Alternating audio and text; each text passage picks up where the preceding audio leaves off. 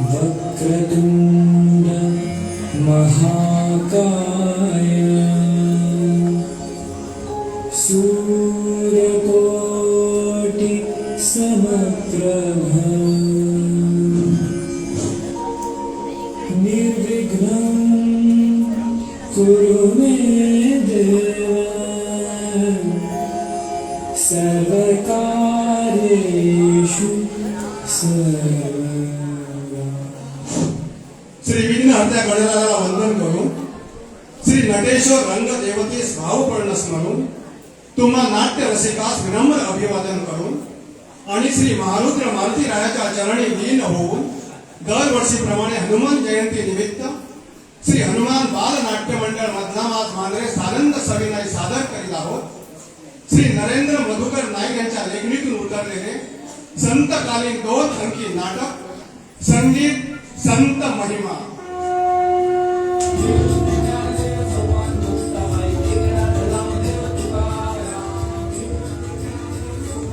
संगीत संत महिमा दिग्दर्शक कुमारी समीक्षा राजन पेडणेकर, ऑर्गन श्री मनोहर कृष्णा पोखरे, तबला श्री प्रथमेश प्रमोद मांजरेकर, ध्वनी संकलन श्री केवल चौपटे कळंगूरकर, पार्श्वसंगीत श्री परेश हनुमंत नाईक, रंगभूषा श्री भास्कर राघोबा मामन, प्रकाश योजना श्री अमित नामदेव पेडणेकर, पखवात श्री सिद्धेश जनार्दन गवंडी, मंजिरी कुमार गंधार भूतेश जठार, रंगमंच व्यवस्था श्री महासा देवी नाट्य अलंकार मांजरे, व्यवस्थापक श्री हनुमान देवस्थान मधलामाज मांजरे। पात्र परिचय सूत्रधार 1 कुमारी उन्नती उमाकांत पेडणेकर, सूत्रधार 2 श्री कृष्णा एकनाथ गडेकर, माणूस पुजारी श्री अथर्व अमित पेडणेकर, ब्राह्मण विठ्ठलपंत सावतामाळी श्री गुरुवान सोनू मामन, बंधुबाबा पाटील कुमारी आध्या संजय नागवेकर, ग्रहस्थ संताजी रौनक सूरज कायसूकर, वासुदेव श्री तस्मय प्रणेश गुरव, विसोबा श्री सर्वेश विनोद पावसकर, शोभान श्री अयान दत्ताराम पालेकर, मुक्ताई श्रियानी पंकज वानकर, रुक्मिणी कुमारी आशिता दीप्तेश पेडणेकर, ज्ञानदेव श्री प्रभव परेश नाईक, निवृत्ती श्री जय प्रकाश मामन, विद्याधर शास्त्री श्री श्रवण श्रीकांत कलशावकर, नामदेव श्री कार्तिक कृष्णा हरमलकर, पांडुरंग श्री निलय जितेंद्र नागवेकर, तुकाराम श्री हर्षद संजय नाईक, गोणाई कुमारी लैराई दत्ताराम पालियेकर, परशा श्री हर्ष नंदादीप कलशावकर, भीमा श्री शुभम श्यामसुंदर पोखरे, नागी कुमारी आश्वी विवेक मांजरेकर, शिवाजी श्री पर्श शैलेश इंगळेकर, मुलगी प्रिष्टी प्रसाद नानोसकर, जनाई कुमारी अनुष्का अविनाश नाचनेकर, मंबावी कुमार अमय आनंद नाईक। श्री नरेंद्र मधुकर नाईक यांच्या लेखणीतून उतरलेले संतकालीन 2 अंकी नाटक संगीत संत महिमा। संगीत संत महिमा।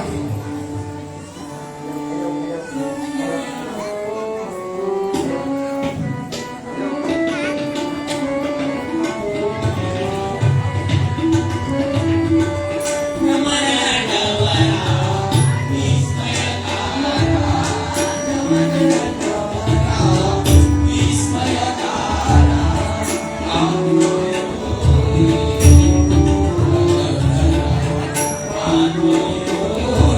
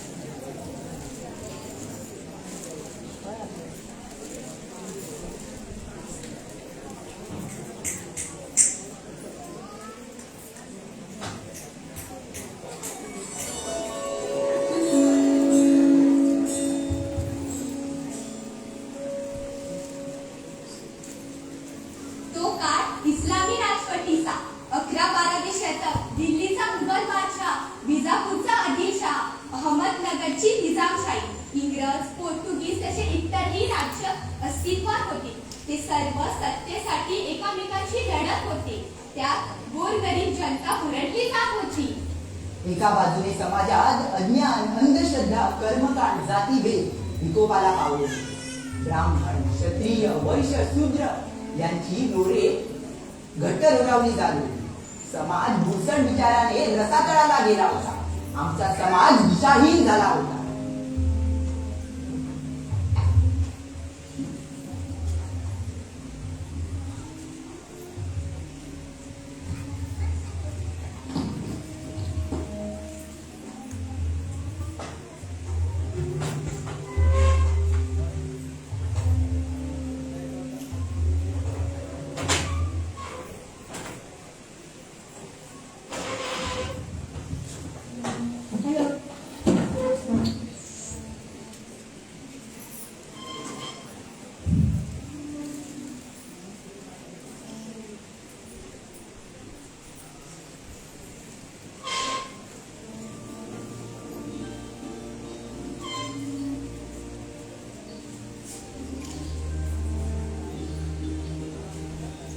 नाही हो माई, नाही हो माई. काय पोटाला असेल तर द्या की. चल निघून आडवायची वेळ बघतात लेखाचे. मागत निघतात. चल निघून. बाबा 2 दिवसाच्या भुकलेला आहे, काहीतरी द्या की. चल निघून. डाकर जीव तुझा आणि असा दारोदारी भिक्षा मला मला लाज नाही वाटत. बरी बायका पोरं भुकेने वेठू आणि काहीतरी द्या की. काय रे एवढा डाकर जीव तुझा आणि असा भिक्षा मागायला मला लाज नाही वाटत. चल जा. मला दुष्काळाने आमच्या संसारात वाटपूळ झाली. सारी शेती पावसाळ्यानं पार सुटून गेली. अशी कारणे सांगायला बरी मिळतात तुम्हाला. यंदा पाऊस नाही पडला म्हणून तुका दुष्काळ. गेल्या वर्षी खूप पाऊस पडला म्हणून तुला दुष्काळ. मला काय करणार, मला परिस्थिती कशी राहील. त्याचं नव्हते होऊन गेले. कशाला त्या शेती करतात. काहीतरी दुसरे काम की. कोण देतो आम्हाला कामाला. काय फुकटचे गिळायला ना. चल का आपले बसाचं बाळाची मूळ करता.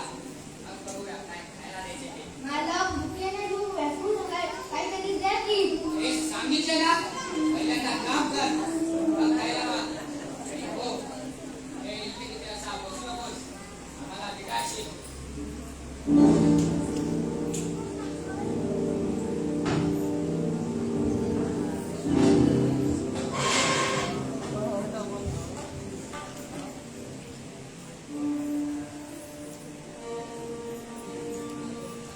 अशा पद्धतीने सारी जनता दारिद्र्यात पिंचून पुंचून गेली होती.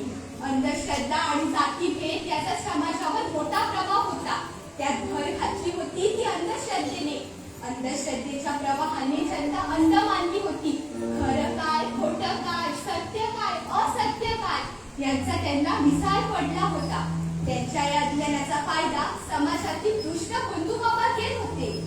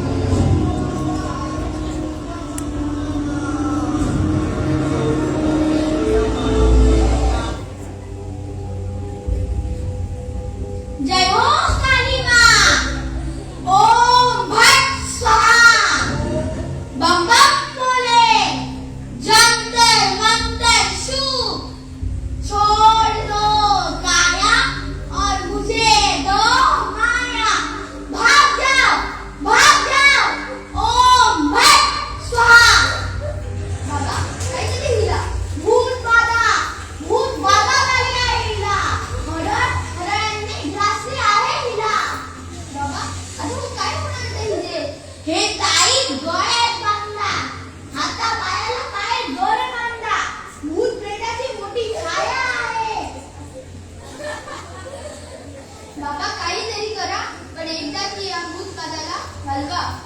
हे दिसतंय तसं साधं प्रकरण नाही. ओम भट स्वाहा. बाबा काही करा पण या हळदीला हलवा. चल घेऊन ये तिला त्या माळरानावर काजऱ्याच्या झाडाखाली. बकरा घेऊन ये, कागद, कुंकुम, लिंबू, भस्म, काळा कपडा हे सारे घेऊन ये. बाबा तुला लागेल ते देऊ पण एकदा केला त्या भूतकाळाला हलला. हे दिसतं तसं साधं प्रकरण नाही. ओम भट स्वाहा.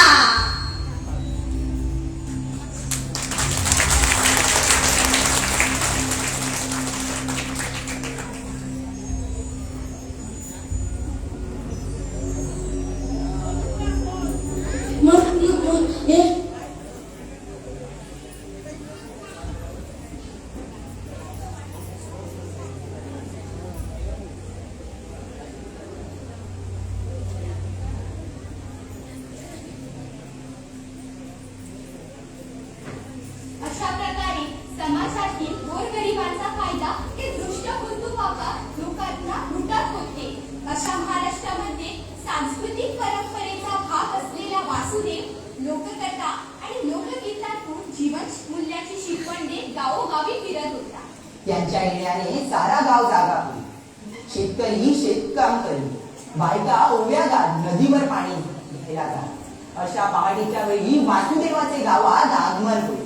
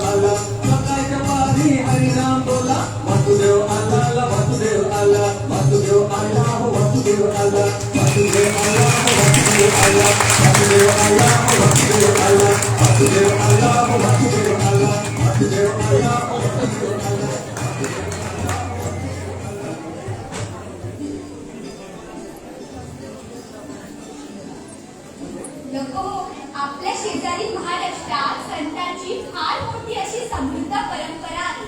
महाराष्ट्रात त्या काळात भानुभोवी, रामदासी, वारकरी असे अनेक संप्रदाय होते. त्या काळातील त्या संतांनी आपल्या शिकवणीने, आपल्या कार्याने लोकांना सावरण्याचा प्रयत्न केला. महाराष्ट्राच्या संत मालेचा विचार करताना संत जनाबाई, संत ज्ञानेश्वर, संत नरहरी सोला असे कित्येक संत पुष्पे या संत मालेत गुंफलेले आहेत. या भूमीत अनेक संत झाले.